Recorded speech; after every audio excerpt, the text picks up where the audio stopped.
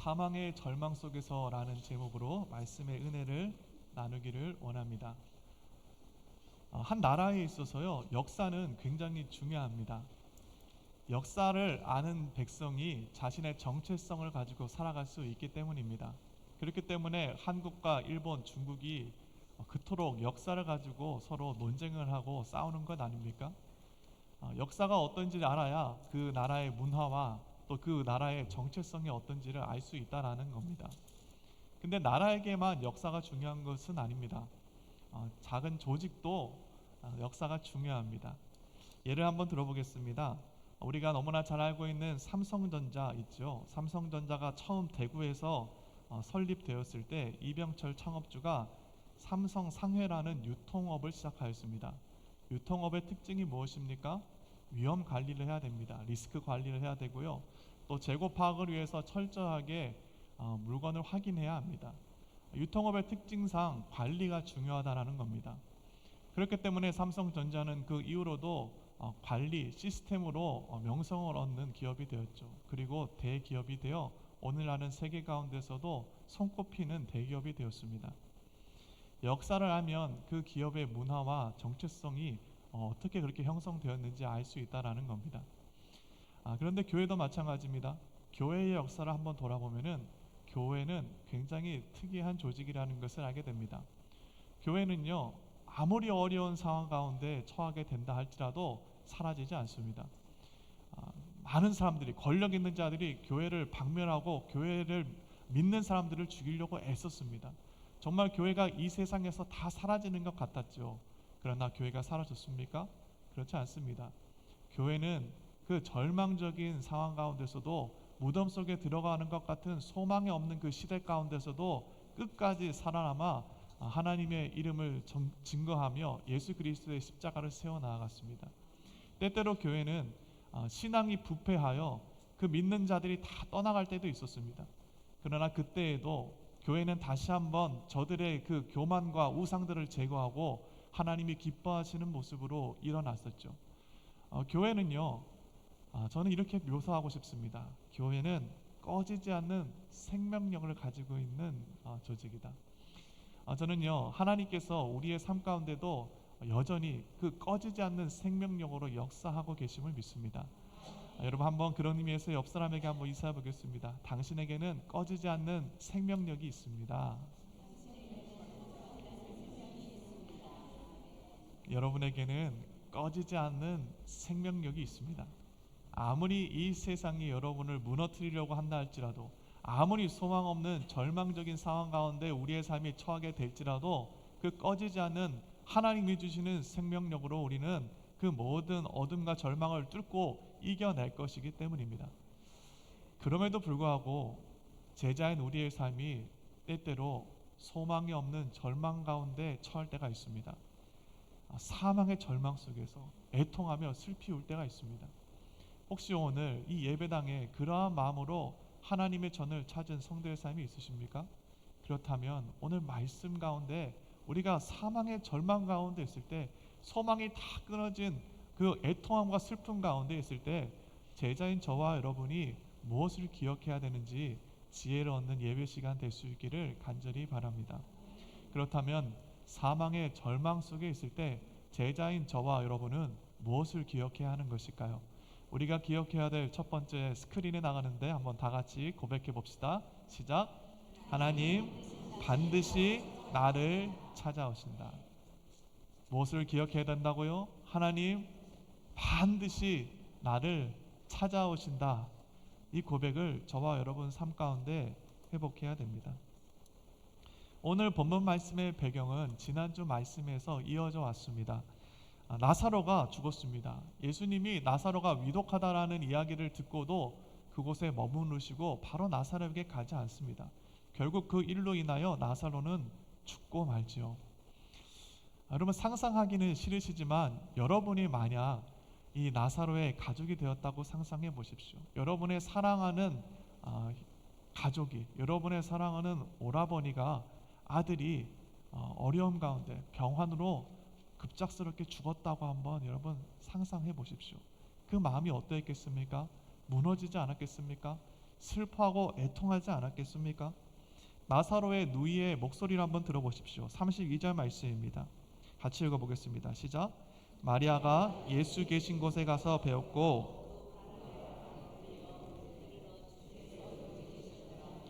내 오라버니가 죽지 아니하였겠나이다 하더라.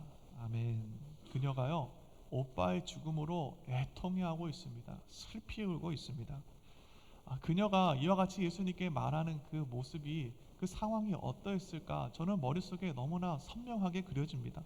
그녀는요 눈물을 너무 많이 흘려서 눈이 퉁퉁 부어 있었겠죠. 얼마나 울었겠습니까? 예수님께 고백하고 있는 그녀의 목소리는 다 갈라져 있을 겁니다. 온몸에 힘이 다 빠져서 탈진한 상태였겠죠. 그리고 예수님께 그와 같이 이야기하고 있는 겁니다.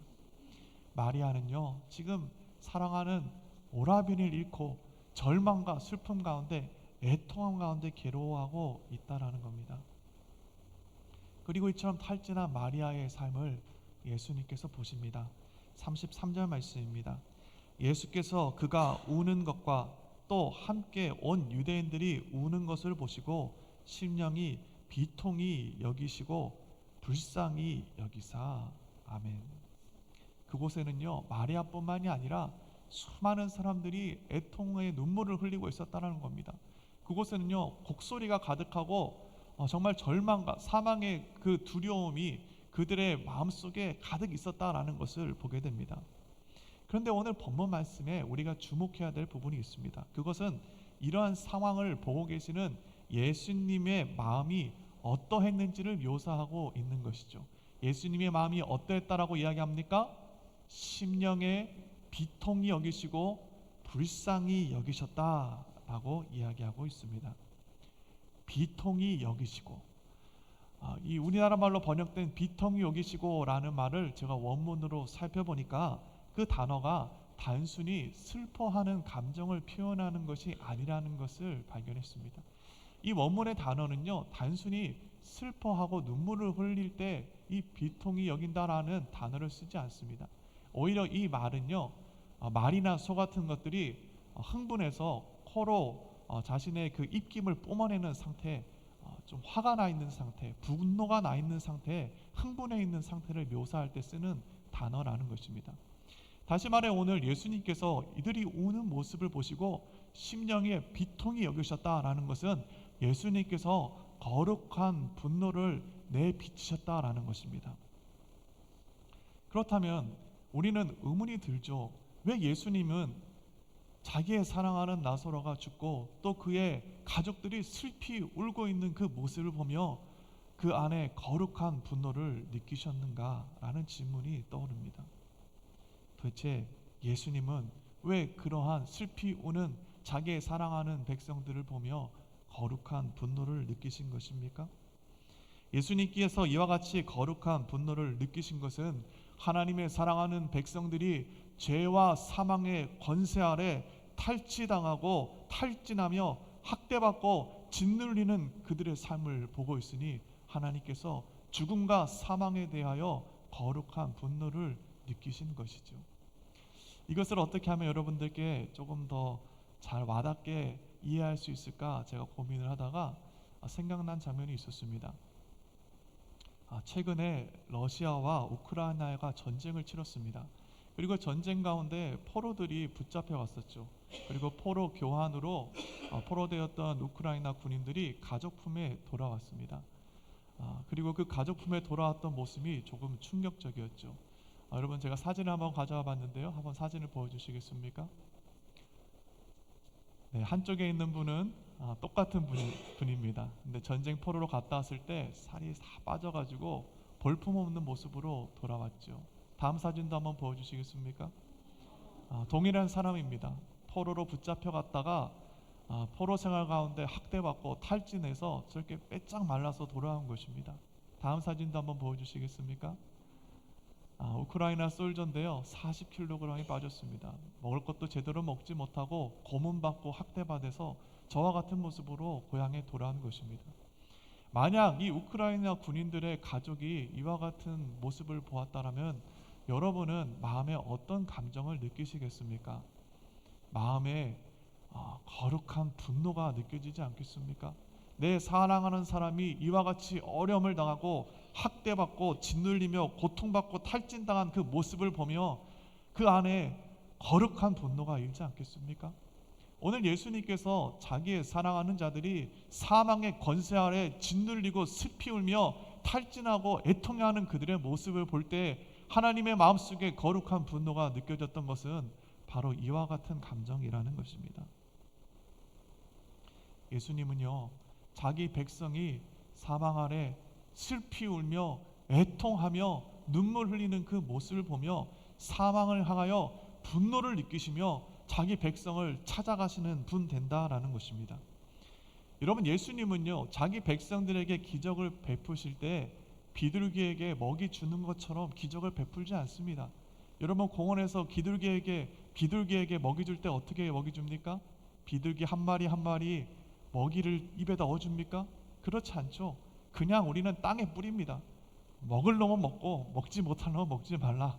그냥 비둘기에게 먹이를 뿌리죠. 그런데요, 하나님이 우리 가운데 기적을 베푸시는 게 비둘기에게 먹이를 주는 것 같이 우리에게 베풀지 않는다라는 겁니다.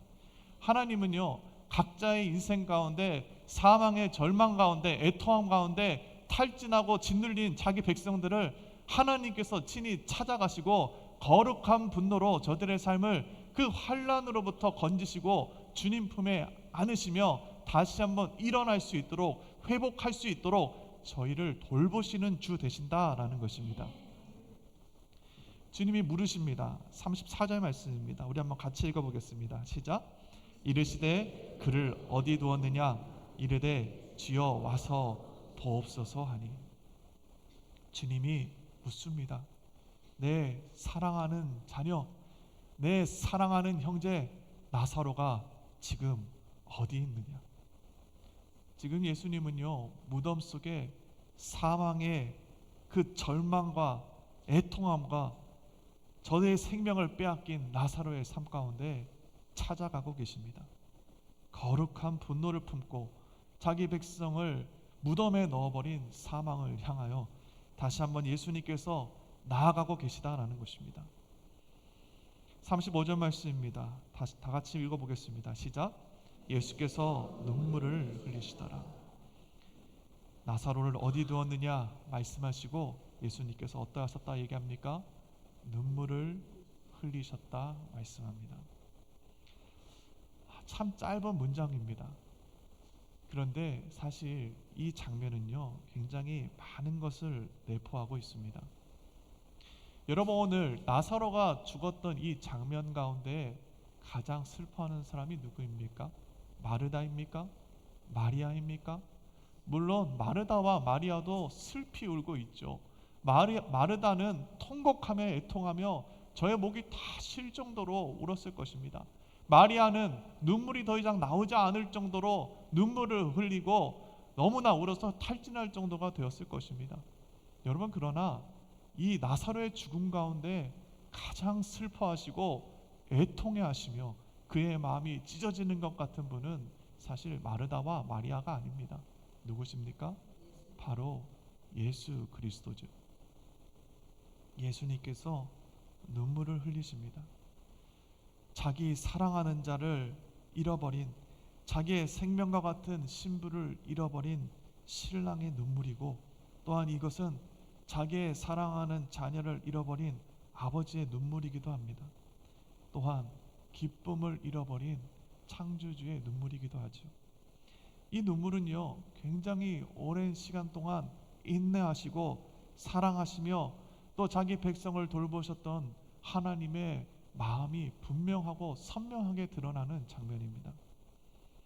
예수님은요, 얼마나 오랫동안 자기 백성들이 죄와 사망의 권세 아래 슬피 울며 애통하며 짓눌리는 그 모습을 보며 눈물을 흘리셨겠습니까? 그의 마음을 살펴보면요, 마치 다 떨어진 걸레 같을 겁니다. 이미 그 시간이 오래되었고 수많은 인생들이 죄와 죽음 앞에 고통받으며 하나님 곁을 떠나갔습니다. 그 모습을 바라보았던 하나님의 마음이 눈물을 흘리고 있다라는 것입니다. 하나님은요, 자기 백성이 죄와 사망의 권세 아래 애통하며 슬피 울며 그 사망의 그 무덤 속에서 누워 있는 것을 주님은 원치 않습니다. 주님은 그 모습을 보며 거룩한 분노로 그의 삶을 찾아가셔서 반드시 자기 백성을 그 무덤에서 건져내시고 환난으로부터 다시 한번 일으키시고 건져내시는 주 되신다라는 것입니다. 여러분, 하나님은요 지금도 마찬가지입니다. 우리의 삶이 어려움 가운데 있다면, 사망의 절망 가운데 슬피 울고 있다라면, 그 사망의 절망 가운데서 주님은 반드시 자기 백성을 사랑하셔서 우리의 삶에 찾아오시고 우리의 삶을 회복시키시는 주 되신다라는 겁니다.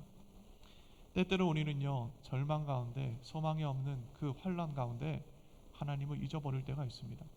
하나님의 그 놀라우신 우리를 향한 사랑을 우리는 잊어버릴 때가 있습니다.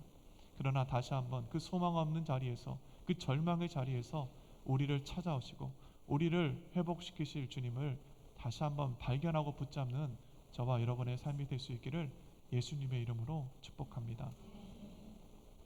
사망의 절망 속에 있다고 느껴질 때 우리가 기억해야 될 두 번째가 있습니다. 우리 스크린에 나가는데 다 같이 읽어보겠습니다. 시작. 의심을 제거하라. 사망 속에 있을 때, 그 절망 속에 있을 때 우리가 반드시 기억해야 될 것은 우리의 의심을 제거해야 하는 일입니다. 예수님은요 자기 백성을 진실로 사랑하시죠. 그리고 그들을 고통과 신음의 자리에서 반드시 건져내시는 주 되십니다.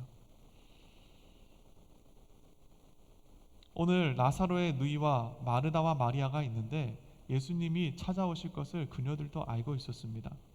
다만 예수님이 찾아온 때가 조금 늦었다라고 생각했죠. 마르다와 마리아는 어떤 사람들입니까? 여러분, 이 여인들은요 보통 사람들이 아닙니다. 이 사람들은 예수님을 그리스도로 믿고 메시아로 고백하며 정말 열정적으로 사랑하고 섬기며 따라가던 제자들이었습니다. 예수님이 마르다에게 말씀하십니다. 25절과 26절 말씀인데 우리 한번 같이 읽어보겠습니다. 시작. 예수께서 이르시되 나는 부활이요 생명이니 나를 믿는 자는 죽어도 살겠고 무릇 살아서 나를 믿는 자는, 이것을 내가 믿느냐? 그의 오라버니 나사로가 죽었을 때 예수님이 마르다에게 말씀하십니다. 놀라운 선포입니다. 죽음을 향하여, 사망의 권세를 향하여 예수님께서 선포하십니다. 나는 부활이요 생명이니 나를 믿는 자는 죽어도 살겠고 무릇 살아서 나를 믿는 자는 영원히 죽지 아니하리라 말씀합니다. 그리고 마르다에게 묻죠. 이것을 내가 믿느냐? 그렇다면 마르다는 이러한 예수님의 놀라운 선포 가운데 어떻게 고백했을까요? 우리 27절 말씀인데 한번 같이 읽어보겠습니다. 시작. 이르되 주여 그러하외이다. 주는 그리스도시요 세상에 오시는 하나님의 아들이신 줄 내가 믿나이다. 아멘. 놀라운 고백 아닙니까? 지금 마르다가 무엇을 고백하고 있습니까? 주는 그리스도시요 세상에 오시는 하나님의 아들이심을 내가 믿나이다 이야기하고 있습니다. 여러분, 이 고백 어디서 많이 들어보지 않았습니까? 맞습니다. 수제자였던 베드로가 예수님을 향하여 했던 고백과 똑같죠. 주는 그리스도시요 살아계신 하나님의 아들이시니이다 라고 했던 이 베드로의 놀라운 제자의 고백과 동일한 고백을 하고 있습니다.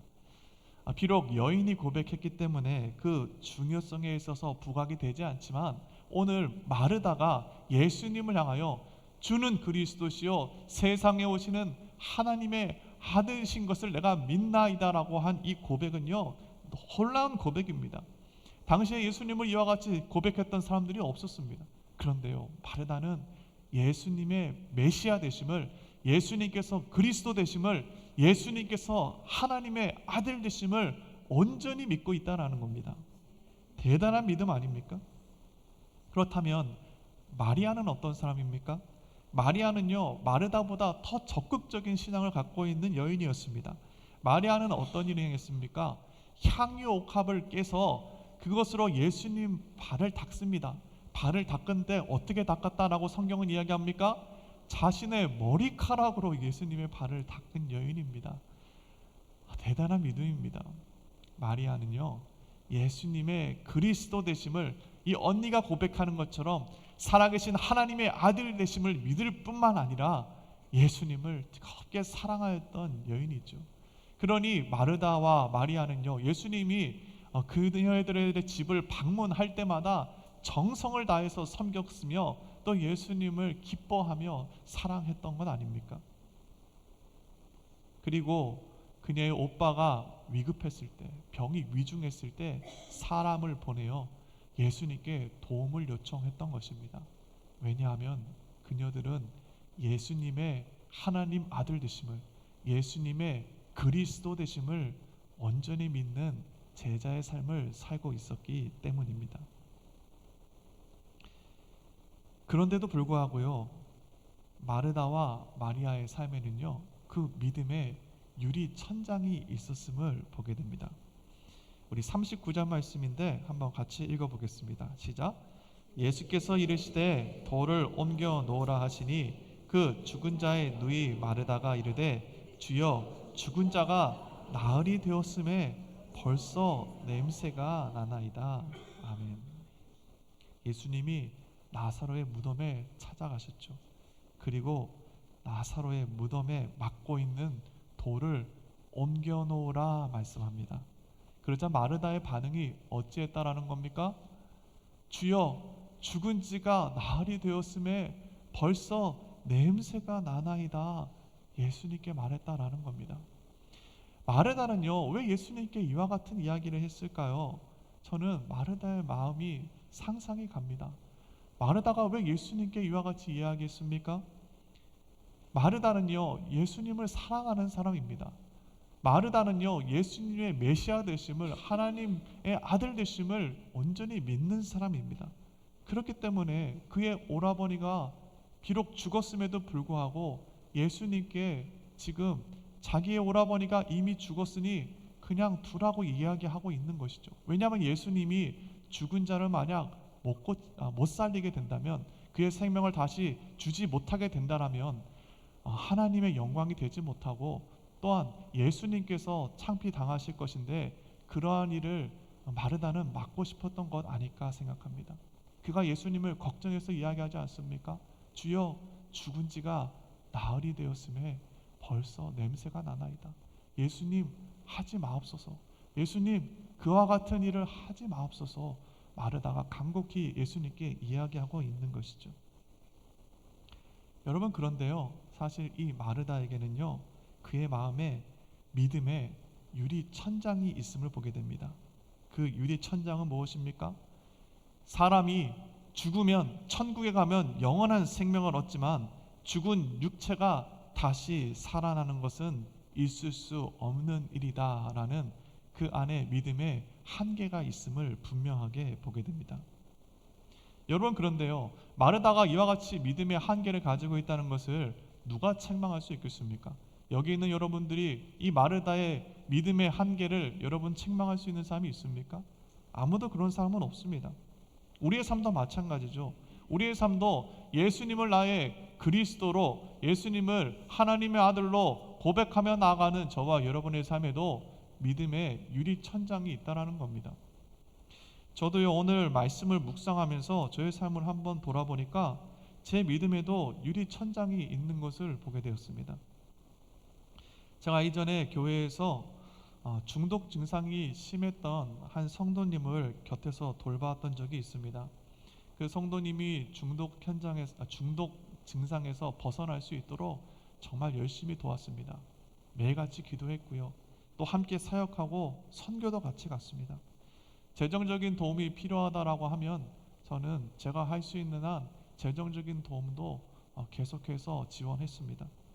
또 여러 가지 도움이 필요하다고 저에게 전화를 할 때마다 저는 찾아가서 그분을 도왔습니다. 그런데요, 그분이 중독 증상에서 벗어났을까요? 참 안타깝지만 그 중독 증상에서 그분은 나오지 못했습니다. 결국 그 일로 인해서 가정이 무너졌고 또 본인도 홈리스처럼 살아가며 결국에는 나락으로 떨어지는 것을 보게 되었습니다. 저는 그 일로 인해서 제 안에 믿음의 유리천장이 있는 것 하나를 발견했습니다. 그것은 중독 증상은 치료될 수 없다라는 내 마음의 믿음의 한계가 있었다라는 것입니다. 마약이나 알코올 중독, 도박 중독과 같은 것은 치료될 수 없는 것이구나, 나는 그렇게 생각하고 있었다라는 겁니다. 저도 마르다와 똑같다라는 겁니다. 예수님을 나의 구세주와 주님으로 고백하고 전능하신 주라고 고백하고 있으면서도 중독 증상에서는 사람을 회복시키고 건져낼 수 없을 것이라는 내 안에 믿음의 한계가 있었다라는 것이죠. 그래서 저는요, 어제 하나님 앞에 회개했습니다. 그리고 다시 한번 하나님께 기도했습니다. 하나님, 성도님 다시 한번 그 중독 증상에서 벗어나 자유케 하옵소서. 하나님, 그분의 삶을 다시 한번 주님께서 붙들어 주셔서 그 절망으로부터 건져내시고 온전하게 회복시켜 주시옵소서 기도하였습니다. 그리고 다시 한번 성도님께 텍스트를 보냈습니다. 아직 답장은 듣지 못했지만 저는 예수님께서 그분을 그 중독에서 다시 한번 자유케 하시고 온전하게 회복하실 것임을 다시 한번 믿게 되었다라는 겁니다. 저와 여러분의 삶도 다시 한번 여러분의 삶을 돌아보아 여러분의 믿음의 한계를 혹시 여러분이 규정하고 있고 또 그 이상 하나님께서 역사하시지 못할 거라는 의심을 우리의 삶 가운데 하고 있지 않는지 돌아볼 수 있는 저와 여러분의 삶이 될 수 있기를 간절히 바랍니다. 어떤 분들에게 있어서 믿음의 유리 천장은 재정적인 부분일 것입니다. 어떤 분에게 있어서는 질병의 고통일 것입니다. 또 어떤 분들에게는 해결되지 않은 마음의 문제일 수도 있겠죠. 여러분, 그러나 그 믿음을 다시 한번 온전하게 주님 앞에 드릴 수 있는 저와 여러분의 삶이 될 수 있기를 예수님 이름으로 축복합니다. 오늘 마르다는 예수님의 그 말씀을 듣고 그의 믿음을 온전케 합니다. 40절 말씀인데 우리 한번 다 같이 읽어보겠습니다. 시작. 예수께서 이르시되 내 말이 내가 믿으면 하나님의 영광을 보리라 하지 아니하였느냐 하시니, 예수님은요, 마르다에 있는 그 믿음의 연약함을 다시 한번 돌보시고 따뜻하게 그의 마음을 위로하십니다. 그리고 마르다는 그의 믿음을 다시 한번 온전케 하죠. 23절 말씀입니다. 예수께서 이르시되 내 오라비가 다시 살아나리라. 그리고 41절 말씀입니다. 같이 읽어보겠습니다. 시작. 돌을 옮겨 넣으니 예수께서 눈을 들어 우러러보시고 이르시되 아버지여 내 말을 들으신 것을 감사하나이다. 아멘. 돌을 옮겨 놓으니 라고 이야기합니다. 마르다가 예수님께서 자기의 죽은 오라버니도 살릴 수 있음을 믿은 것이죠.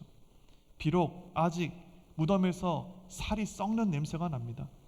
그의 마음으로는, 그의 머리로는 온전히 믿지 못하겠지만 예수님께서 그녀에게 말씀하신 그 말씀을 믿음으로 그녀가 의심의 돌을 그의 삶에서 제거합니다.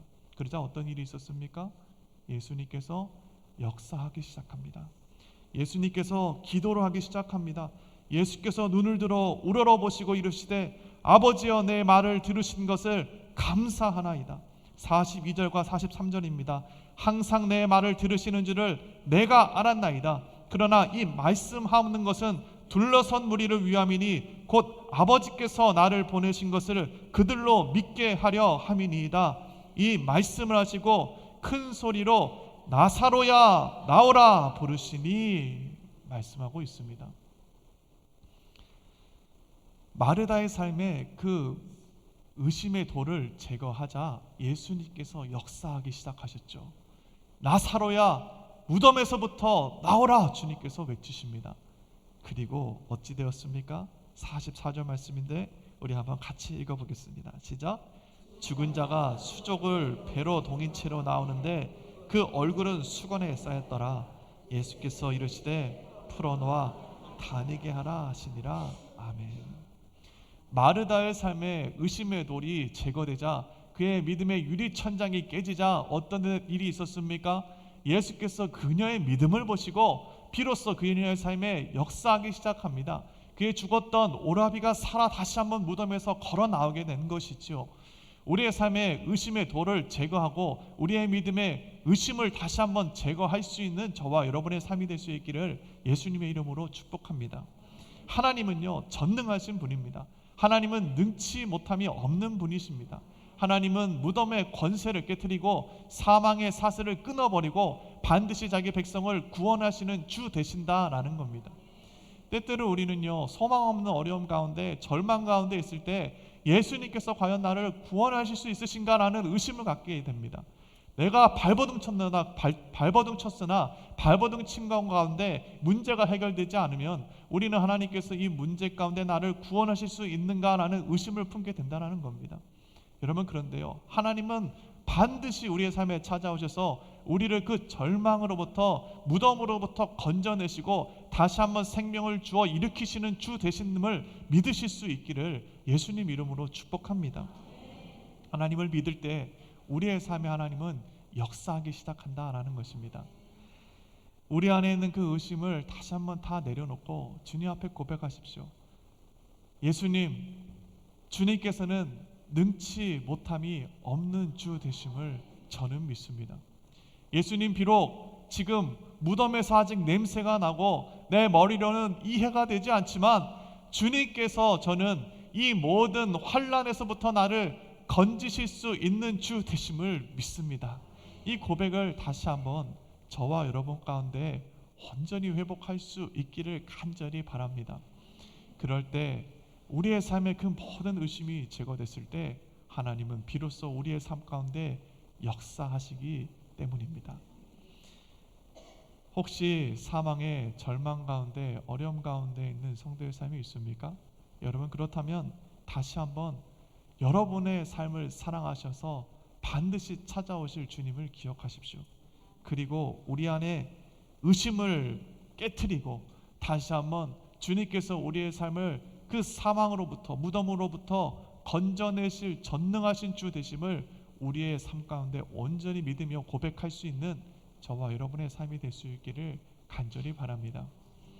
우리는요, 꺼지지 않는 생명력으로 이 세상을 살아가며 승리하는 제자의 삶을 살고 있습니다. 어려움 가운데 정말 소망이 없는 그 무덤 앞에 있을 때 다시 한번 우리의 삶을 살게 하시고 우리의 삶을 찾아오시고 우리의 삶을 통해 이 세상에 주님의 영광을 드러내실 주 예수 그리스도를 발견하시고 붙잡으시는, 그리하여 다시 한번 그 꺼지지 않는 생명력으로 이 세상의 어떤 상황 가운데서도 승리하며 나아가는 저와 여러분의 삶이 될 수 있기를 예수님의 이름으로 축복합니다. 기도하시겠습니다.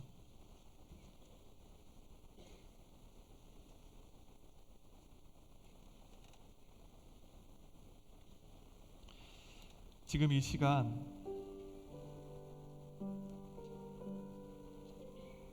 다시 한번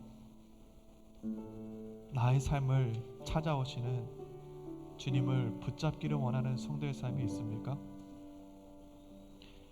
지금 이 시간 하나님, 내 삶의 온전한 믿음으로 전능하신 주님을 다시 한번 붙잡기를 원합니다. 결단하는 성도의 삶이 있으십니까? 그렇다면 여러분의 손을 가슴에 얹으시길 바랍니다. 제가 여러분들 위해 기도하겠습니다. 거룩하시고 존귀하신 예수님, 지금 이 시간 다시 한번 절망 가운데서 소망이 없는 그 무덤 앞에서 우리를 찾아오시고 우리를 구원하시는 주님을 붙잡기를 원합니다. 예수님, 다시 한번 결단하며 주님 앞에 나가기를 원하는 주의 제자들의 삶을 예수님께서 붙잡으시고 다시 한번 일으키사 무덤의 권세를 깨트리시는 주님을 경험하는 우리 모두 될 수 있도록 하나님 축복하여 주시옵소서. 우리의 믿음 없음을 불쌍히 여겨주시고 다시 한번 우리에게 믿음의 믿음을 더하여 주셔서 주님을 온전히 붙잡고 어떠한 상황 가운데서든지 사망의 절망 앞에서도 무너지지 않고 다시 한번 주님과 함께 일어나 승리하는 우리의 삶 살아갈 수 있도록 하나님 축복하여 주옵소서. 주님의 것입니다. 하나님, 책임져 주시고 지켜주시고 보호하여 주셔서 다시 한번 주님으로 인하여 기뻐하며 주의 영광 드러내는 제자의 삶 살아갈 수 있도록 주님께서 축복하여 주옵소서. 감사드리며 예수 그리스도 이름으로 기도드렸습니다. 아멘.